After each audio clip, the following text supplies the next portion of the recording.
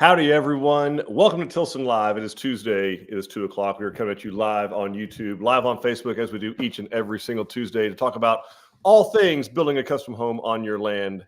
I'm your host, well, one of them, the lesser of the two, Eric Allard, part of the fourth generation of the Tilson family, joined, as I am each and every single week, by the great, the marvelous, wonderful Dawn Dantzler, Tilson's Vice President of Marketing and Customer Experience. Good afternoon, Dawn, and howdy to you. Hey, Eric, how's it going? It's magnificent here. It's beautiful weather. It's good times. It's October's behind us. We're doing more stupid spider webs and ghoulish things, and we can now finally do Christmas decorations. Thank goodness. Anyway, no, it's fantastic. It's awesome. We're really excited. It is Tilson Tuesday. It's 2 o'clock. We're live on YouTube, live on Facebook, here to talk to all of our friends. I gotta open the chat, man. The chat doesn't open anymore automatically. All right. Oh, restream. You and your updates. We want you to join us. We want you to jump into the chat. Tell us where you're watching from, where you're building, what part of the process you're in. We want to hear from you. We got some pretty exciting things on tap. My favorite show that we do. So we want to talk about those things. But yeah, jump in the chat, where you're watching from, where you're building, what part of the process you're in. And yes, let's start a vote, Dawn. Do we even talk about Christmas before we have Thanksgiving? Like I'm with our YouTube friend. We don't, like, Christmas is Fight Club as far as I'm concerned until you get Thanksgiving. Like, we don't talk about Christmas. Let's get some orange leaves out there. Let's get it out of the 80s completely if we can. Not 1980s, 80 degrees. I'm all about the 1980s. We can bring them back. It's no problem. But yeah, folks, jump into the chat. Tell us where you're watching from, where you're building, what part of the process you are in. We want to hear from you. And when do you decorate for Christmas? And when do you decorate for Christmas? Wendy Locke from Spring is welcome to answer. She can set the bar on one end. I know which end that's going to be. I bet it's set since, I don't know, maybe Labor Day. I think November 1st, I saw the Facebook post that she was on tree number 6 that she was putting up in the house. I knew she had 4 up when I met with her last week. So that's good. But yes, y'all jump into the chat, where you're watching from, where you're building, a part of the process you're in. YouTube's awake this week, Dawn. This is great. Yep. Last week. Okay. Christmas start. All right. 11/1. Lisa's Christmas starts 11/1. Yep. That's when you pay a lot for the decorations. I get it. I just have a hard time seeing like snow looking things and icicle looking things when I know it's still 84 degrees outside. But anyway. Iris says October. Oh, we start in October. But they know, right? They know that that's unreasonable. That's what it looks like to me. So we got Adrian saying hello. Adrian and Mary Nichols. We signed a contract on 1031 building in Douglas outside of Nacogdoches. Nice. We raise Christmas trees, so we always decorate. So always. That's fair. That's pretty funny. Nacogdoches, Texas. That's cool. All right. Douglas is awesome. Got another day after Thanksgiving. There we go. In. All right. Yeah. So let's do that. Yeah. Jump into the chat. Tell us where you're watching from, where you're building, what part of the process you're in. And yeah, when you start or when your significant other starts nagging you to put out Christmas decorations. And nagging's a weird word for some people. Requesting gently, petitioning. There's a word we could use, or nagging. It could be that. Yeah. Our YouTube friend says that Tom gives his life, so don't shortchange him. So respect Tom the turkey. And I hear you. That's fair. Give him his due. My children tell me that Christmas starts the week after October, and then the week of Thanksgiving can be the week immediately after Halloween. So first week of November it's official Christmas. Thanksgiving gets the week, and then it's Christmas again. Okay, so we pause Christmas for a week. We pause Christmas. Got it. Okay. But the decorations are up, you're saying. But the decorations are up. Yeah. I don't think we have an official. At the Allard house, we don't have an official. It's kind of hit or miss. Kind of depends what we have going on in our lives at the time. I mean, we're still at high school football mode, so I guarantee you nothing's happening until that's over with. Just because the logistics don't work. If the boy is not available to carry the things out of the attic, then we're not decorating yet. So until he is done, with football practice and weight room and football itself, he's not available to get the decorations, so it doesn't happen. All right. Well, let's see. Carolyn is saying one of our new home specialists may or may not be decorating today on her day off. I love how she parenthesized. Oh, it's her day off. Don't worry, it's her day off. It's her day off. It's okay. She's not doing it while she's on the clock. Never. And then Lacey says, hey, from Waco, I decorate for Christmas right before company comes for Thanksgiving. It's reasonable. I think that's reasonable. I think it's reasonable. All right. So, guys, keep dropping everything into the chat, where you're watching from, where you're building, what part of the process you are in. And obviously, when do you start the Christmas shenanigans at your house? Super curious to know that. And then I'm going to pick my favorite one and tell my wife that's when we start it. And right now it's the day after Thanksgiving. I like that. Oh, and what are we talking about today, day of. What are we doing? What are we doing today? Besides talking about like Christmas? You said, it's your favorite. It's your favorite. So guys, this show is all about y'all. So we're going to talk about whatever you tell us to talk about. So it is ask us anything. So any questions that you have about building on your lot, we can continue to debate when we decorate for Christmas. We could even add in, when do you take it down? All of save that that for January. We'll say that if we want to get really controversial. But yeah, so we are here to answer all of your questions. So if you're curious about financing, you're curious about design, curious about just how do we do this thing? How do we do land prep? Y'all keep talking about culverts. What the heck's a culvert? Any of those questions, this is the time for you guys to ask them. It looks like there's lots of y'all in here, so we should have lots of questions today. Because we got Cheryl, who is building in Texas Grand Ranch. She's building a Brazoria, having Stakeout meeting on the 18th and following up with Sarah on the 23rd for the second design meeting. Can you explain more what occurs during this meeting? Yeah, so I'm guessing I'll explain the Stakeout and we'll let Dawn explain the design because I don't know which one you're asking about. So we're gonna give you both because we're gonna make sure you get what you pay for. Thank you for asking the question. So site evaluation, Stakeout meeting. What's going to happen there, it kind of depends on the status of the land. And it may be more than one meeting. That's very possible. If the land is not cleared at all, then it'll be a relatively short meeting, but it'll still be some fact-finding stuff, kind of what side of the house that looks like the utilities are going to come in on. So like, where is Sam Houston Electric Co-op or SHECO, you may have heard it called, where's their nearest transformer? Is it going to be coming the left side, the right side, back behind you? We'll kind of figure that out. Where's the water going to be coming in? So we'll go find the nearest water meter, either a neighbor on either side of you or across the street. So we can figure out where the water's going to be coming in. And then we can at least get kind of a preliminary, because we've got to be, 100 feet off the road or so. And then, of course, in Republic Grand Ranch, we do include some other things like underbrushing and clearing. We'll probably get it underbrushed. If it's not already underbrushed, we'll go ahead and make an appointment with our contractor to get it underbrushed. So that's what will happen initially. If that hasn't happened yet, it's not clear. If it is cleared and if it's underbrushed even, and we can walk around on the site, then it'll be a little more in depth. And ultimately you will have this meeting too, if you don't have it the first time. And that is actually locating exactly on the lot where the house is going to go. Pretty straightforward in Republic Grand Ranch. I mean, there's not a whole lot of options of which direction the house will face unless you're on a corner lot. So that's pretty self-explanatory, but where the front door is going to face, and then we get the house staked. Do we want it square with the road? Do we want it square with your neighbor if it's an irregular shaped lot?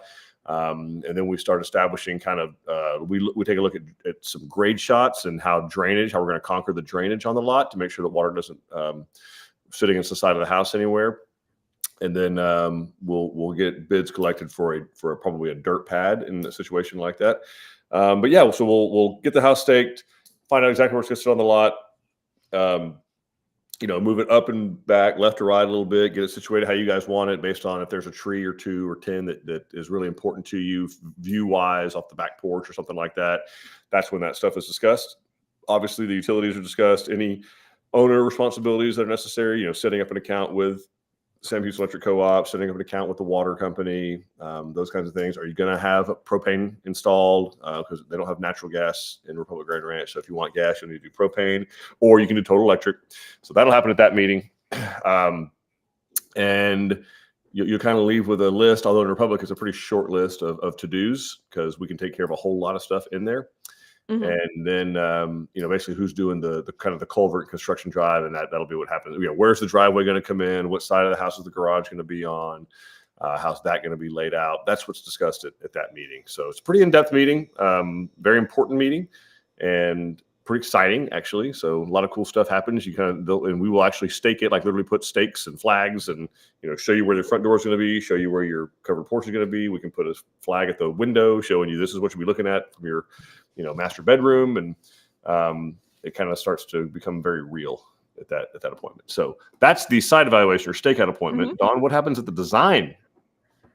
So she's saying second design meeting. So I'm not sure if that means if you've had what we typically call the design meeting can mean two things depending upon your sales consultant. It could be referring to your color appointments, or it could be referring to reviewing your plans. I can see that drafting has finished your plans. So I can see that. So I'm thinking it might be that you might be coming in since you're meeting directly with Sarah to review your plans. So at that time, she's going to show you what drafting came back with based on the red lines that you guys drew in your initial meeting. So she's going to show you how drafting implemented those changes. You're going to go over it, make sure they captured everything that you wanted. And if there was anything that they needed to adjust to kind of meet your vision, she'll let you know at that time. So you'll go through that piece by piece. If it looks good to you, you're going to sign off on those plans. If there are other changes that you want to make, you and her can discuss those, and she'll send it back to drafting to get those changes done for you. If you've already had your color appointments, what they'll also do at that time is re-pull all of those selections that you made.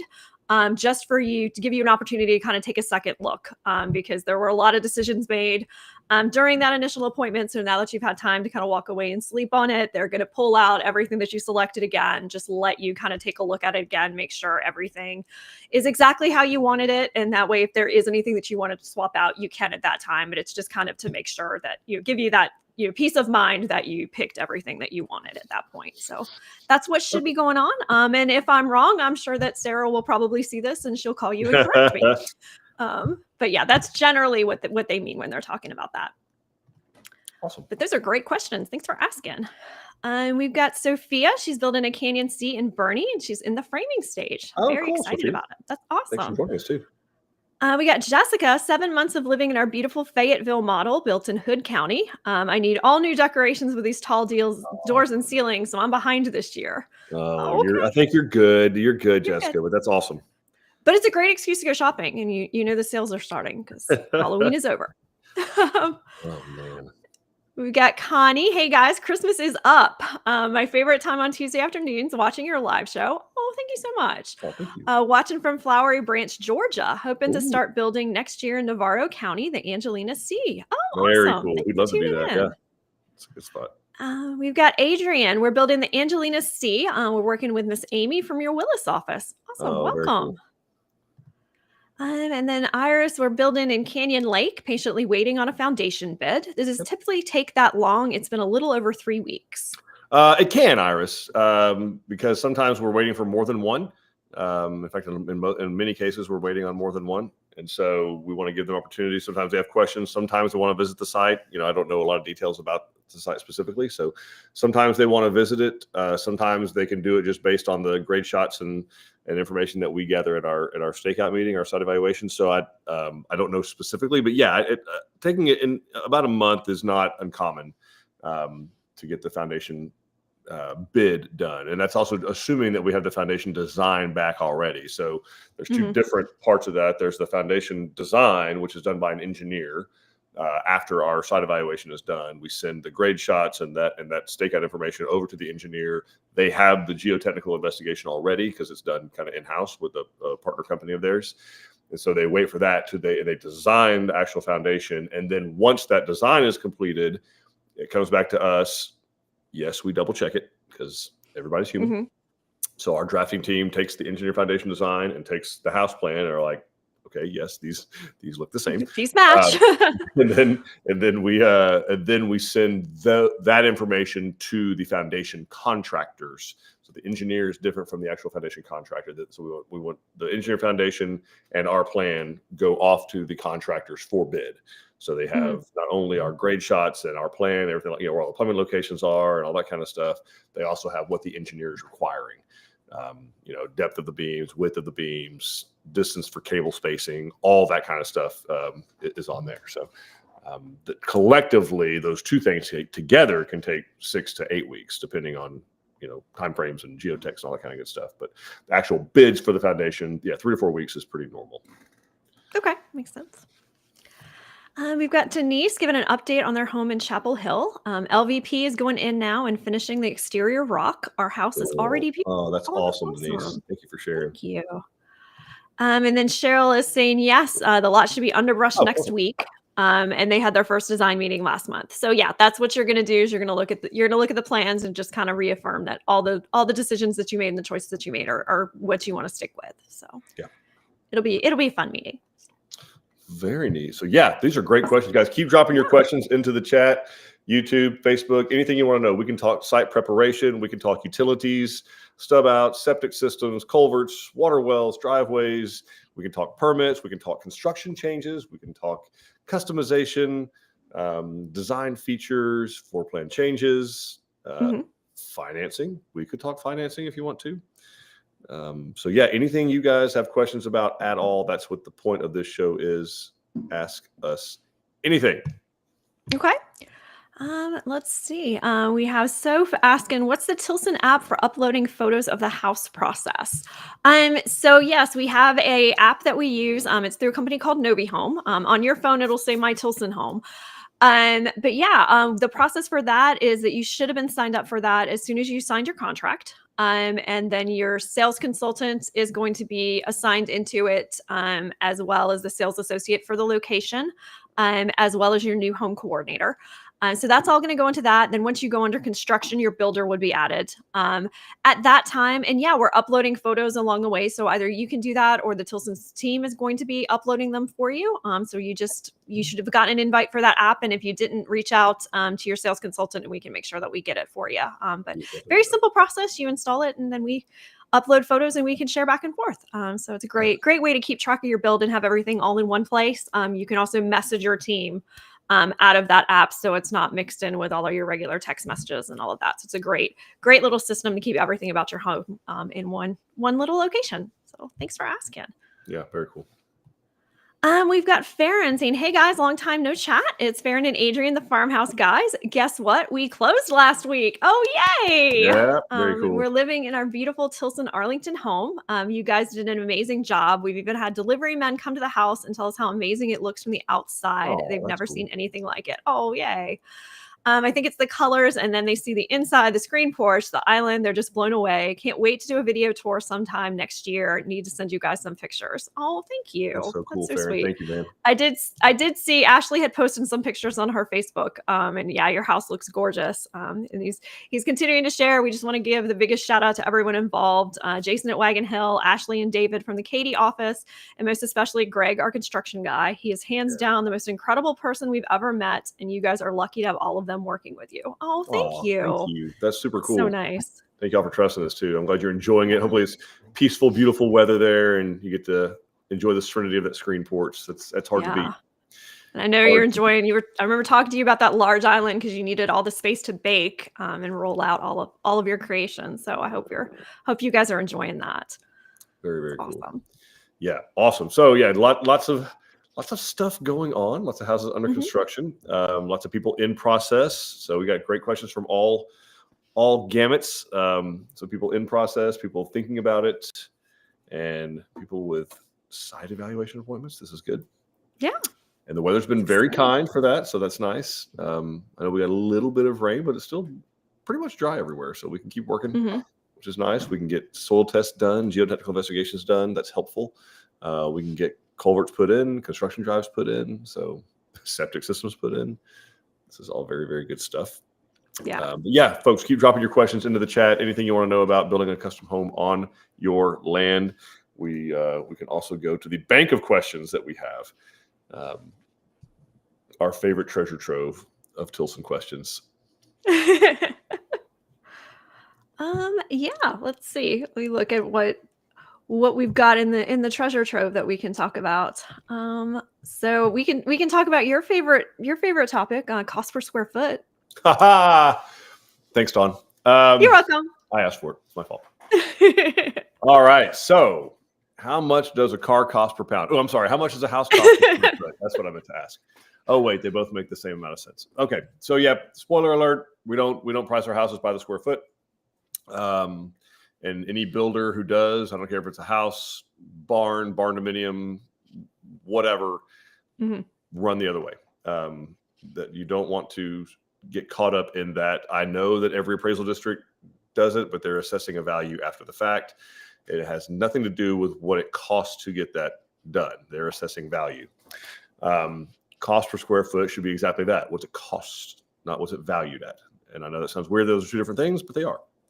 So, because value can depend on things around you, other stuff that has sold. That's what a comp or a comparable appraisal is. But on the way, you can have two different houses, both 2,000 square feet. One's hardy plank all the way around with 8-foot ceilings, and it's basically a box, 512 roof pitch, carpet and vinyl floors, 4 mica countertops, and particle board cabinets. And you can have a 2,000 square foot house that's 10-foot plates, that's got 7 different offsets of corners, 12-12 roof pitch, all hardwood floors throughout, the rarest marble countertops, gold plumbing fixtures, 14-foot cathedral ceilings in the family room, and 1,000 square feet of covered porch. Those 2,000 square foot houses are not going to cost the same per square foot. So you don't want to get caught up in that. It doesn't tell you a whole lot. Really what you want to do is you want upfront contract pricing. You want to be able to say, what do those cabinet cost? These light fixtures, this, countertop, this cabinet, this plumbing fixture level. Those are the thing, these windows, these doors, those are all the things that you want to be able to see kind of line itemed out on what we call an e-ticket, but on some kind of a cost breakdown of what you're actually getting, as opposed to just a world of, we build for $180 a square foot, and that includes allowances for these 14 different interior things, which you have really no clue how far that's going to go for what you might want. So we're always very cautious about people getting caught up in price per square foot. Also, not everybody uses the same square foots. Right. So there are a lot of builders will use the total slab area. So that will be house and garage and porches and everything. And why would they do that? Well, it has to do with math. And if the denominator is bigger, it's going to make the price look less. So if you have more square feet to divide an overall price over, then it'll appear as though it costs less per square foot. But the reality is, most people, when they're asking that, they're talking about the square footage of living area, heated and cooled living area. Sometimes they'll include the garage size, sometimes they won't. Sometimes they'll include the porches, sometimes they won't. So you just want to be real careful, and there's no way for you to know what they're using when they're simply advertising a price per square foot. So houses always ask. Yeah, always ask. Always ask. That's a great question, Dawn. I'm glad you asked. Yeah, of course. Let's see. We've got Denise saying, I have a Generac company and run MLP coming out this week. Couple of questions. What is the AC tonnage, and what brand is the transfer switch? They asked Kohler or Generac. Do I need to check with Greg? Definitely check with Greg. I might be able to pull up on your Manual J what the tonnage is, or at least what was requested, but it'll be on the label as well of your HVAC system. But let me look real quick. I might be able to tell you, Denise, hang with me for a sec.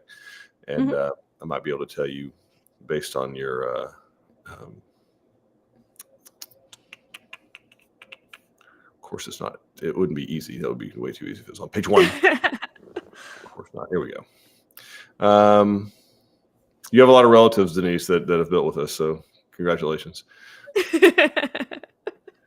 Let's see here. Where's my Manual J? Here we go. So when they did the Manual J, it looks like probably calling for a 4-ton is what it looks like. The model ML17 XP1 048230.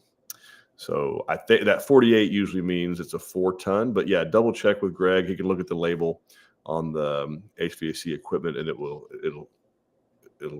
should be that same indication that's on there, or something comparable or equivalent.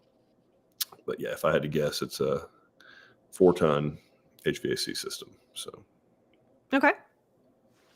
And then on the transfer switch, I would not know. I don't know what, because we don't do those like standard anywhere. So I don't know what you would have like that was probably done on a change order of some sort. And so I wouldn't have, I'm not going to know. We don't have just an out of the box. I mean, Generac is mostly what I see, but I don't want to say definitively, oh, it's Generac, go with that. So check with Greg. Definitely check with Greg. Greg would know. Okay. Greg can find out.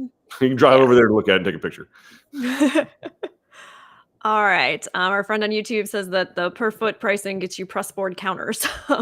It very well could. Like, if someone is using that pricing structure, get very specific information. There's only one reason to do that, right? There's only one reason to price per square foot, and that's to try and be the low ball. Like that's and you don't. So you're gonna pay. Like, but this is what I actually want. How much is this? Right. Yep. All right, we've got Ed saying hello from the Pacific Northwest. For those living out of state, are there specific phases of the process that you would recommend being on site for? I'm trying to figure out the logistics of how we can manage the eventual build from a distance. Oh, that's a great question, Ed. I'm glad you asked that. That's really cool. I mean, the slab pour is special. I mean, to me, that's a pretty definitive moment in the process that I think is worth being there for if you can. Don't have to. Nothing's going to change if you're not there. But if you can be there, that's a really cool one. I kind of like another spot would be like when it's kind of sitting for inspection. So like after the exterior, after it's framed or dried in.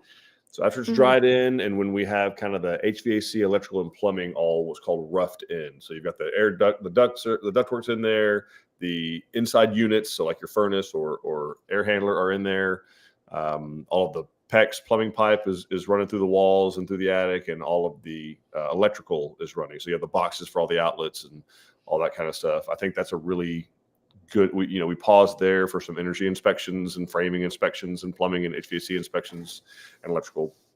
That's a good time to kind of spend a day or so walking through there, and where's furniture going to go, that kind of thing, just to get an idea. And then other than that, no, there's not. I mean, then the final walkthrough. I mean, that's really about it. As far as, because it's a 3-hour flight. I mean, I get it. Each way, and time off work and all that kind of stuff. So to me, the two minimums I would come and see would be slab pour and mechanical rough. Before it's covered up with sheetrock. Because some people want to take pictures of that, so they know where studs are, or where blocking was, or where plumbing pipes were, or electrical wires ran, and that kind of stuff. My wife did that. I don't know why, because she's not putting anything on the anyway. But we have them in case we need them. Got the pictures. Yeah. So it's a good idea. Two spots, and then of course, the final walkthrough, the homeowner orientation that your builder's going to do with you. Obviously, you'd want to be there, but they could probably, FaceTime you anytime you needed to if they were out there. Most of our areas they could do that. Not all of our areas they could do that, but again, with the My Tilson app, we can get pictures uploaded of anything that you wanted to see. So yeah, just let us know how frequently you want them. We'll make sure that we're sending them over to you. We can also send you videos through the app to kind of tour you through what's happening. So those are like the construction phases. I would add to that, pre-construction, I am very much I want to pick it up and touch it and feel it and see it all in person. I would recommend being there in person for the color appointment. You can do it virtual if you're comfortable with that. I personally like to touch all the things. So I would recommend being there for that. And usually we can kind of pair the stakeout when we know that you're out of state and we need to schedule those. We could schedule that for the same trip. So that way you could meet with our land prep team on site and do kind of both of those in one trip. So that would be my pre-construction recommendations on that. Then we got Stacy saying, hi, I plan on building the rock wall in Tarrant County, hopefully the early part of next year. Awesome. There was once a house on our property many years ago. How do I find out if there was ever a septic there? Great question. Yeah, because you really would never know. It could have been put there before they were requiring permits. Ordinarily, I would say one quick and easy way would be to check with Tarrant County for sure. See if that would be an easy check. Was there ever a septic permit pulled? That would probably take you to the late 80s, early 90s. It depends. I would imagine that Tarrant County would have been an early adopter of the permitting process because they're a bigger, more populated county. It's where Fort Worth is. There's counties today that don't bother asking them. They're not going to know. Excuse me. Outside of that, there's some looking and poking around that we can do. If you have an old survey of the house that was there by any chance, or even if we can find an old aerial photograph of where the house might have been using an address, that might be helpful. We might be able to find where potentially the sewer stub likely would have been, although there's no guarantees. Typically, it's, for a septic system, maybe on the side or the back of the house. It's very rarely on the front. So it's usually near one of the bathrooms that would have been on the back of the house.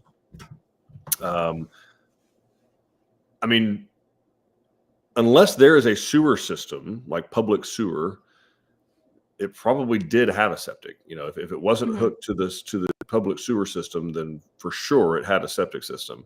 So let me get more specific about exactly where it is in Tarrant County and how long maybe the sewer main has been in front. I'm assuming the sewer main's at the street typically, although not always. Sometimes it's behind it, but most of the time it's in front, running along the street. And so just finding out when the city would have put that sewer line in. And typically when they put it in, they over a very short period of time, they require you to tap into it. Even if you're on a septic system, they don't charge you to tap into it. They just say, hey, it's here now. And, you're going to tap into it. So they did that with our property. Our Bryan sales office. We had a septic there for the first 35, 40 years. We had an office there. And then the last 5-10 years, they'd run sewer line. The city of Bryan had annexed it. They'd run sewer line out there. And so we had to tap into it, but they didn't charge us to tap into it. So how kind of them. They only tax us for it forever. They could have charged you. Nope, because we would have done it. They charge you in South Carolina. We're working they fine. tell you have to, and they make you. Seriously. And they charge you. Yeah. All right. So Cheryl's saying we're wanting to build a workshop on our land and following our POA guidelines. When is a good time frame to start this while the house is being built so it is ready when we move in? All right. So a shop, obviously a little bit less going on than a house. Although you still have the upfront part, the getting the site ready. So the site preparation, the dirt work, the foundation, that part, that's not really any different. It's a little different. It's the foundation is typically not nearly as complicated as a engineer foundation for a house. I do know that Denise, she can shed a little light on this. I know her AC. It depends on the subdivision quite a bit, but I know her subdivision was wanting all kinds of weird stuff about their shop. Obviously, they want the exterior. That's fair. They want to see what it's going to look like, what colors it's going to be. But typically, a workshop barn type thing, once they have the slab placed, it can go up in, less than 60 days, sometimes less than 30 days. So there's just not a whole lot to it. You've got some, depending on if it's a weld up or a bolt up, you've got some red iron. So you've got some steel, structural steel that's going to be holding the whole thing up, and everything else is just covering it with sheet metal. There's really, and installing the doors, overhead doors, and window or two if it has it in there. So I would say, you can even wait till after you close. That might be a depending thing. Here's a question to ask, though. I'm glad you asked this, because if you're financing your home, sometimes the lender will not close on that house if there's other construction going on, be that a barn, shop, pool, anything like that. Whether you're financing it or not, their concern is the risk that there is a vendor, a contractor out there on the site that may or may not get paid and could therefore file a lien on the property should they not get paid, which would cloud the title or encumber the title and could put them in a weird spot about closing. So that would be the one thing to check with the lender on, is if they're comfortable with any construction going on. Otherwise, you'd want it done like either way before the house is finished or not start it till after you close.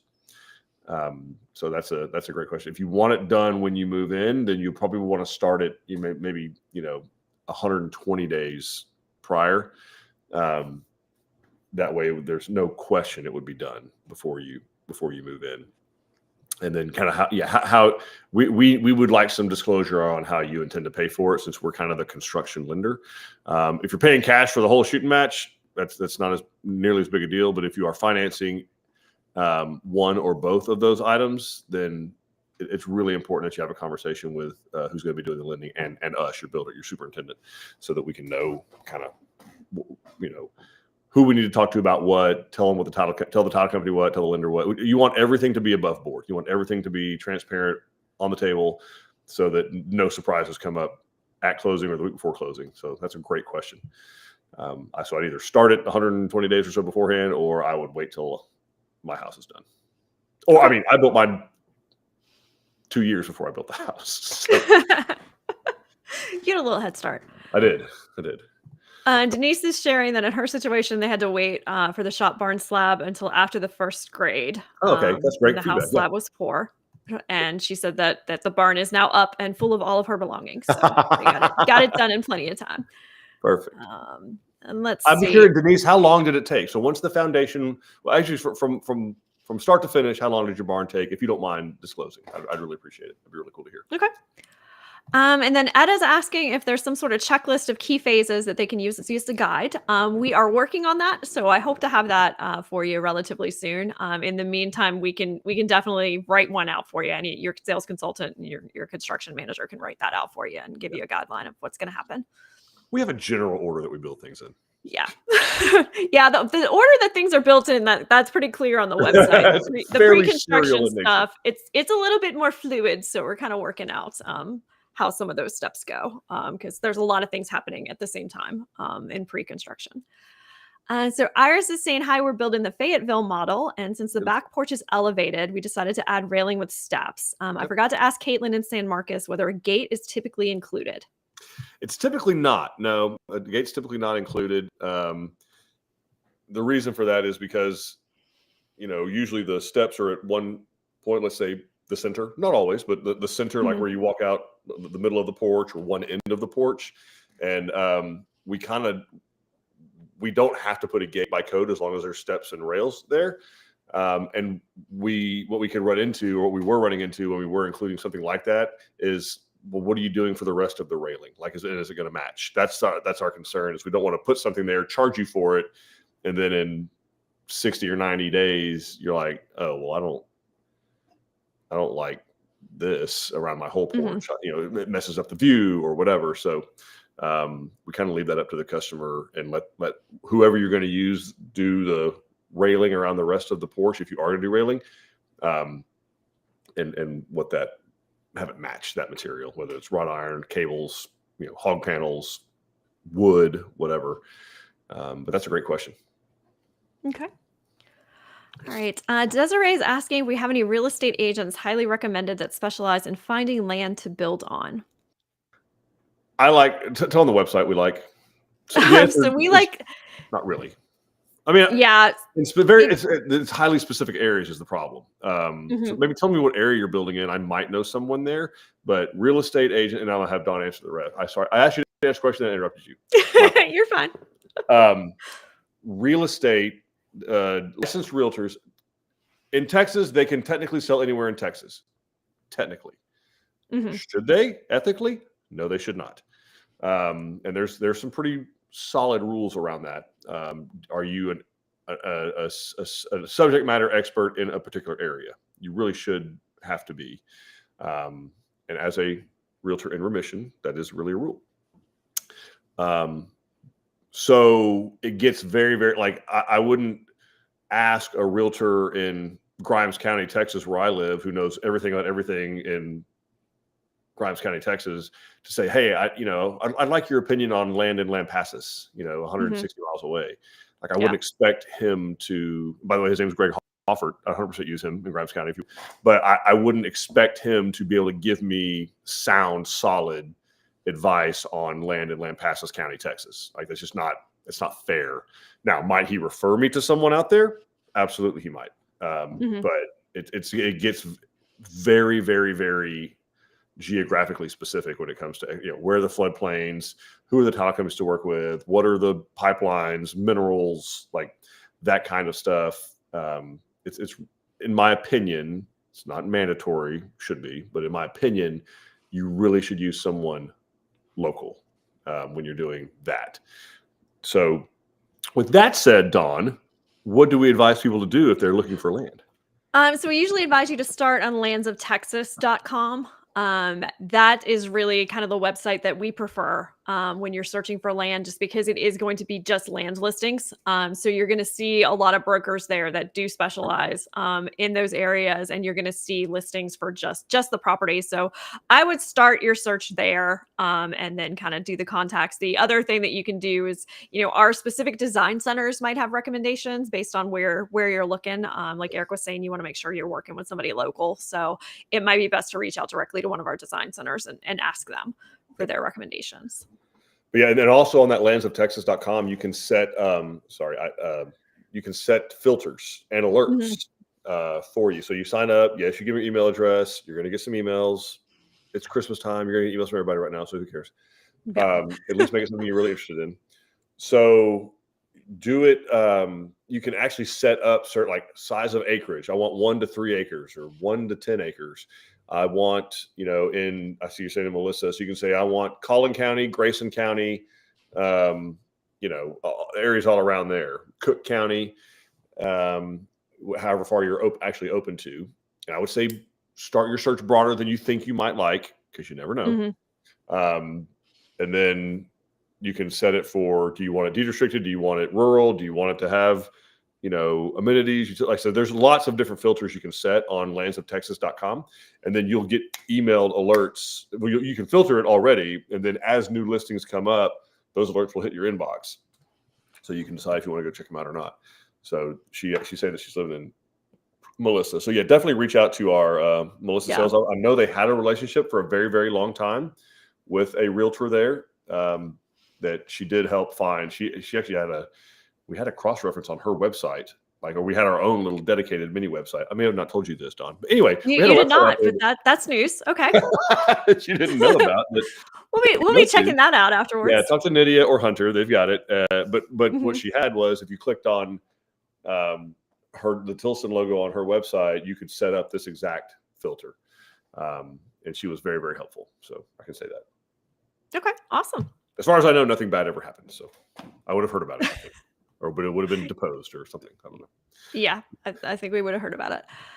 All right. Sabrina's saying, hi, we're set to sign up this weekend to build a LaPorte in Medina County. I'm under the impression that Tilson doesn't offer pricing for a conventional septic system. Is there any reason why? Yes, there are reasons why, but it doesn't mean we can't get you pricing on a conventional septic system. And it doesn't mean you can't do a conventional septic system. So let me first get that misnomer out of there. There is, as far as I know, there are very few places in Texas where you absolutely 100% cannot do a conventional septic system. So the difference between aerobic and conventional: aerobic is an on-site sewage treatment facility. It's like a miniature sewage plant. It requires power. It requires sprinkler systems. It treats the wastewater, chlorinates it, bacteria, treats it, and then it gets sprayed. It gets applied to the land in some way. Typically it's sprayed. It could be a low dose or drip system. That's aerobic. There's 2 types. There's aerobic and there's conventional. Conventional is what it was forever, almost like a cistern or a holding tank. You usually have 1 or 2 tanks right off, and then you have field lines somewhere that go out, and you're kind of relying on the percolation of the soil and sunlight to treat that wastewater. Basically, the wastewater, the waste is soaking into the soil. Sunlight is the greatest disinfectant. That's literal and figurative. And so that's what a conventional system is. There's no power required. There's none of that. It's not to say that we can't do a conventional system. The problem is with conventional systems is that, and a lot of people like them because I don't have to worry about anything breaking down or the aerator not working or the compressor or the irrigation pump, and all that's true. But I'll get to all that in a minute because it ain't that big a deal. The conventional system, the problem is, especially out in the hill country area, y'all have this thing called rock out there. And the Texas Commission on Environmental Quality, TCEQ, they like sand. for septic systems. So think about at the beach, or think about clay, like so a clay pot. I could probably find one in this old house. Probably actually built by Indians, probably. And then there's sand. So like if you pour water into clay, it's going to hold that water. If you pour water into sand, it's going to soak in. It's going to percolate through that sand. So clay and rock, bad for conventional septic systems, according to TCEQ. Unfortunately, they're the authority. Like it or not, doesn't matter. We like it. Sand, good. So what ends up happening in conventional systems these days, because TCEQ has of course, redone their requirements, because physics is just kidding. Physics never changed, but they've redone their requirements over time of how much wastewater that a particular area of sand can hold or percolate or whatever. And what ends up happening for conventional systems now, it becomes cost prohibitive. So you have to go in, excavate the material that's there. So we go do a percolation test. A registered sanitarian, Rob Wise, one of our guys out there, will go out there and do a perk test. We'll have an engineer do a perk test and say, okay, based on TCEQ's requirements, we have to excavate, 230 feet long, 5 feet wide of material, and we have to truck in sand or sandy loam. Okay, well, there ain't a lot of sand in Medina or Bandera, so what becomes cost prohibitive is not the dirt itself, it's the diesel. Because you have to haul it from somewhere that has bank sand, riverbank sand, so you have to haul sand in. So you're excavating 4 feet down of material, stacking that somewhere, bringing in 4 feet deep of sand that's 4 or 5 feet wide, 230 feet long, based on how many bedrooms, bathrooms, whatever you have, how many gallons per day they're going to be using. And then the conventional system thereby becomes cost prohibitive. Like you could do it cheaper with an aerobic system. If you're just adamant about, I don't care, I want a conventional system, we'll get you a price on doing that and be able to compare it to the aerobic. So the advantage of the aerobic is you can do it on a much smaller piece of property, and it doesn't really matter what the soil is. It's because you're treating it inside the system. Yeah. So that's the biggest difference. It's a little bit easier, the further south you go, because you're starting to get into South Texas, out of the hill country, you got a lot more sand, which is why it's better for farming and all that. That's why there's Uvalde and Sabinal and Utopia and all those places that you see big farms going all the time. Much easier there, but also cactus. So I hope that helps, Sabrina. If not, feel free to ask a follow-up question. But I know that's a lot going on, but it's mainly you're having to appease the requirements of the Texas Commission on Environmental Quality and how much sand they want above and below the field line, the physical lines that go through, because obviously gravity is going to take the water down, but you need it close enough to the surface so that the sun can literally dry it out, disinfect it. Right. Okay. Does that make sense? Yeah, that makes sense. All right. Our friend on YouTube is asking, can you guys do shops in addition to the home? So we don't do the shops, but we can certainly put you in touch with contractors that us and our customers have used in the past to build the metal buildings. And we can make that happen. We can fit them in the loan if there's enough room in the appraisal. That can be done as well. And then, help you with the timing, like Denise was saying, and like our other friend was asking about on getting that. I think Cheryl or Carolyn? It was Cheryl, I think. Cheryl. Did I get it? Yeah. Steel trap over here. And then Denise, we had asked her about the time frame on her barn, and it was a week for the slab and 1 week for the barn assembly. So about 6 weeks total with the wait time. So there you go. There you go. Yeah, there ain't a whole lot to them. Yeah. All right. And then we've got Izolde and Karen saying, hey, Eric and Dawn, our issue with the Kentmore cabinets was resolved. Thanks to our builder, Chris Henson, for fixing it and doing a great job. The floors and kitchen backsplash are done. Electrical lights are coming this week. We are so excited to see our dream home taking shape. Thank you again, Tilson. Awesome. Thank you for sharing that. Yeah, thank you for telling us. Thank you for following up. I mean, look, I'll be the first to tell you that we're not perfect. Like, stuff's going to happen. You get on I get 3 things we're dealing with out on job sites. This is what people sometimes forget about, because you see our beautiful model homes and they are gorgeous and they're done and they're decorated and they're merchandised and they're furnished and landscaped and all that. They didn't come out of a box that way. I know that's hard to believe, but there was a process. And you guys are in the middle of that process. And so here's the 3 things we're dealing with. We're dealing with natural materials, right? So we got wood, stone, we got clay, we got rock, we got dirt, we got all that kind of stuff, granite, natural materials. So they're not, by natural, I mean, they're naturally imperfect. They just are. Right. There's no 2 trees alike. There's no 2 rocks alike. There's no 2 people alike. Which brings me to my next one. Humans. We're dealing with natural materials and human hands. So we got good hands. We got good vendors, good trade partners, but they are human beings. They're not machines. This is not being done in a factory, which brings me to my third one, and that is it's being done in an uncontrolled environment. So we got natural materials being manipulated by human hands in an uncontrolled environment outside in Texas.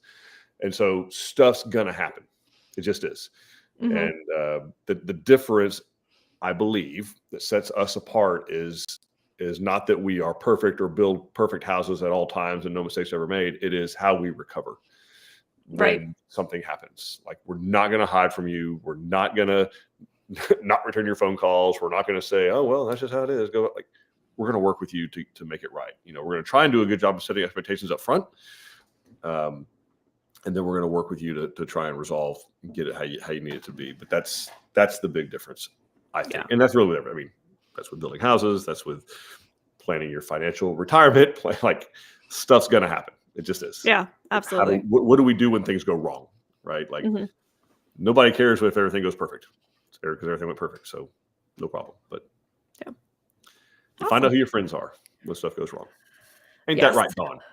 Yes, absolutely. Then we got Lisa saying, hey, y'all, I just wanted to give a shout out to our builder, Dustin. He is the best. We are in the framing stage right now, building in Hamilton County. Awesome. County. Thank you for sharing that. Nice. Yeah, thanks for telling us. We'll let Dustin know. We're going to let Dustin know. Okay, fine. No, he is the best. I love Dustin.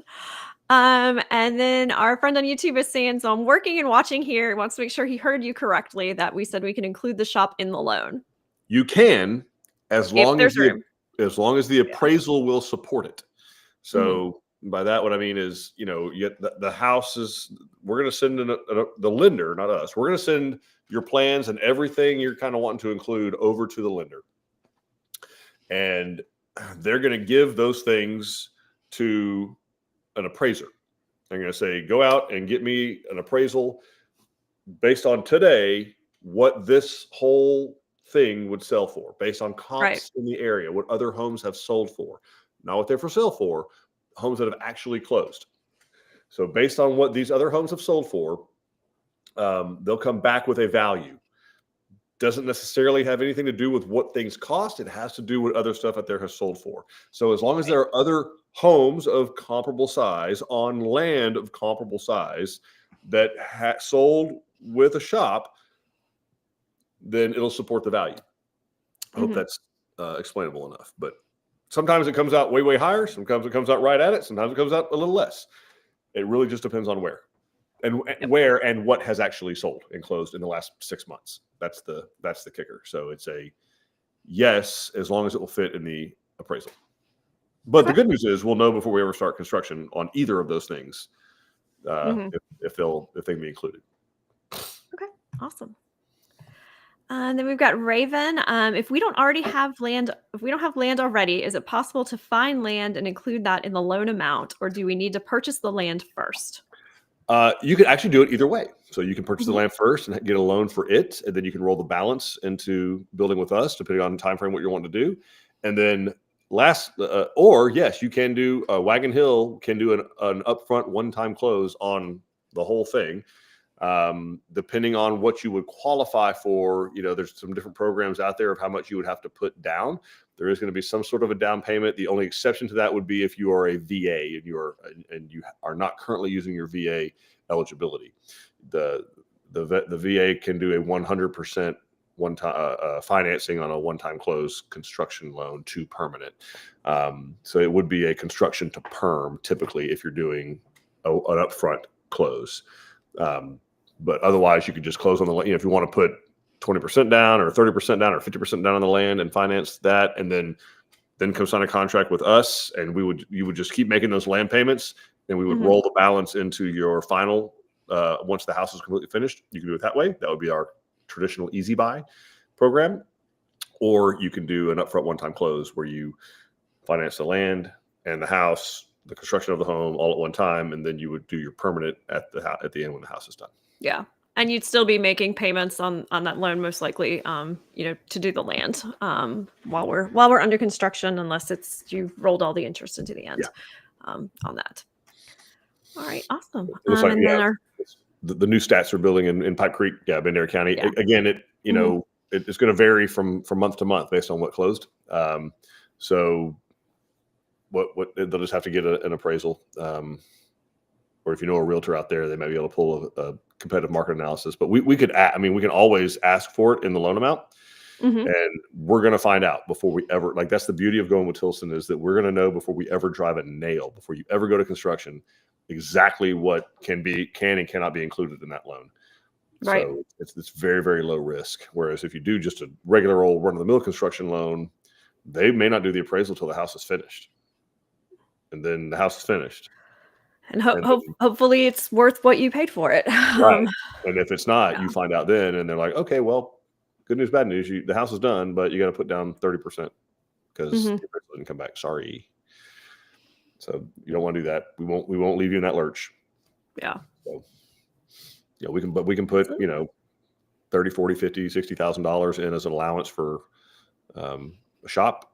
What we do ask when we do something like that is that we need to be in the loop on what that shop builder's payment terms are, obviously, because effectively we're doing the lending on that. We would be doing the construction loan. And so we would need to, when I say that, like, they're going to expect, you're not going to find a barn builder out there, shop builder out there that's going to do what we do, which is build the whole thing, get paid when they're done. They don't operate that way. They can't afford to. So we're going to want to have close tab. We'll want to, see who they are, vet them, make sure that we believe we're not going to let you get burned by a chuck in the truck contractor that we don't think is going to finish this thing. What you don't want to do is give them 50% of the money up front, and then they disappear. Yeah, absolutely. Great margin, but it's dishonest and illegal. But it's not good long term for business. It's not. That's really a margins are amazing. Infinite ROI. All right, we'll do a last call for Q&A. Y'all drop your questions into the chat. These have been fantastic, guys. Thank you. Yeah, these have been great. Indulging my favorite show, which is Ask Us Anything. So drop into the chat one last time. Anything you want to know about building a custom home on your land, financing, construction, design, all that, while Don tells us what in the world is going on in the Republic of Tilson coming up this weekend. What do we got going on next weekend or two? So we got 3 in-person seminars happening this weekend. So our Spring and San Marcos offices are going to be doing our general built on your lot. So if you are just starting in this process and you kind of wandered into this and you wonder what the heck we're talking about, those 2 locations are the best place to go to hear from A to Z, the whole process, what it looks like to build a custom home on your own land. And then we also have another seminar that's going to be land prep in our Waxahachie office. So they're going to talk about, hey, I've found this land. How do I get it ready to build my home? So if any of these conversations about septic and culverts and all of that kind of has you wondering, hey, what else is there to this? Those are the best places to go. So those are the ones happening this weekend. And then I also did want to share next weekend, the 15th, which I cannot believe that next weekend is November 15th. We are celebrating the grand opening of our Cisco model up in Weatherford. So I'm putting up the QR code for you if you want to scan that in and get registered. We're going to have a construction seminar there at 11 a.m. and then we'll have lunch from 12 to 2. Stop by and visit us. We've got tailgate kits for everybody who registers and comes on by. So make sure that you come on out there and see us. We're also doing a little bit of a facelift on the Breckenridge, so it'll be the first chance to see that because they are finishing up those renovations this week and redecorating next week. So yeah, we would love to see you guys. Those 2 models are fantastic. The Cisco's amazing. They're amazing. People getting to see that and check it out. So yeah, definitely do that. And we got 2 more questions that popped in, or actually a comment. So he said, I used to checking the truck still has to pay for his truck. I used to say, so what I'm dating myself a little bit. I used to say the threshold to be a home builder in Texas is you have to have a pickup truck and a cell phone. And that is no longer the case. You now only need a cell phone. You actually don't need a truck at all. Yeah. They're not actually doing anything. The contractors do all the heavy lifting, and so I'm convinced you could have like a Tesla and a cell phone and literally be a home builder, which would scare you to death, by the way. Definitely doing somebody reputable, but yeah, I mean, I guess he has to pay for his truck, or not. He can take off with it, and they can't find it or want to. We don't know how he got the truck. Seriously. So yeah, very funny though. That's You hope he's paying for his truck. And then we have one more question. How long does construction usually take? We own our own land and have been looking for different options. Give her the full answer, Dawn. Okay, so and our 220, 225 of construction days. 225 of construction days. So that's the straight answer to the question. That's how long construction takes. But keep in mind, with any built on your lot builder, including Tilson, there are going to be 2 stages to the process, because your land probably have never been built on before. So there's a bunch of things that have to happen, that if you're used to like a typical production subdivision, there's a bunch of things that happen before you even see the sign go in the yard. We've got to start there with your property. So there is going to be about 120 days up front with us, where we're going to be preparing your land, working with you to prepare your land for construction. We're going to be designing your plans. So, refining everything exactly how you want it in your home. So making all those changes, having drafting, draw everything up. We're going to be looking at your lot, figuring out exactly where everything's going to go, given directions of what needs to be cleared, figuring that out, where's septic going, getting those permits, doing soil testing, designing foundation. So a lot of stuff that has to happen up front before we can start pouring concrete and start driving nails. So all of that's going to be done. You're going to pick out all of your color selections and and including right up to what Eric was talking about of we do an upfront appraisal before we even start building. So we're working out all of your financing and making sure that that home is going to be worth what you're paying for it when you're done. So there's a lot of work that goes into that. So add those 2 numbers together. And as you are looking at options, make sure that you ask the other builders for both of those timeframes. And that'll give you an idea of when you can be in your new home. Great answer. All right. And then we got Julie saying, I'm in Weatherford and toward the Cisco, and it is beautiful. Yes, it is. Very cool. I love the Cisco. Yeah. Don't take our word for it. Look at Julie. Take Julie's word. Seriously.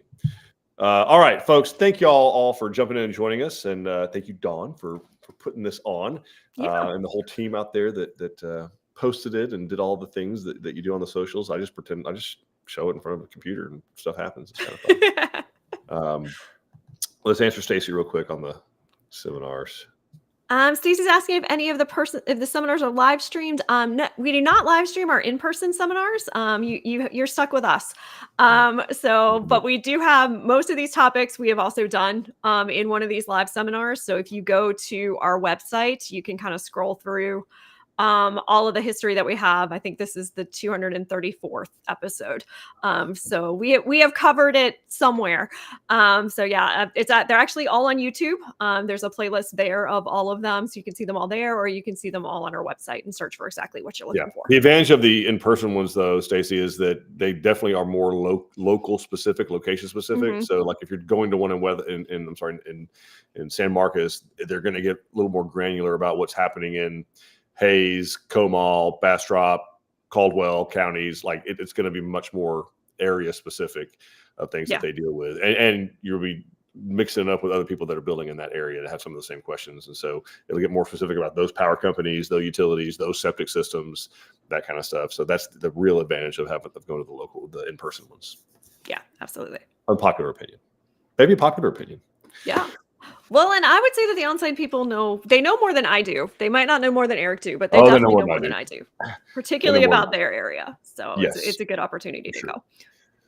I used to know a lot of stuff, and then I got older, and the older I get, the less I never forgot all this stuff. Yeah, I know nothing, especially about teenage girls. Nothing. I don't think anybody does. No, they do except the teenage girls. But and they're not telling. Love my daughter. Thank God for her mother. All right, folks. Thank you all for joining us. This has been amazing. Don't let the journey end here. You can find us anywhere online. So we got an Instagram page, we got a Facebook page, we got a YouTube channel that Don just alluded to. Got a website open 24/7 with new home specialists on standby to answer your questions. Get you set up with an appointment at any of our 12 design centers that are open 7 days a week. We got model homes to show you. Would love to tour you through those things, sit down, have a cup of coffee, bottle of water with you, listen to what you want to do with your beautiful piece of property, sketch up plans for you. So yeah, don't let the journey in here. We don't hide very good. We're easy to find. So we hope you found this helpful, and we genuinely soon hope to make you part of the Tilson family. We'll see you guys later. Bye, everybody.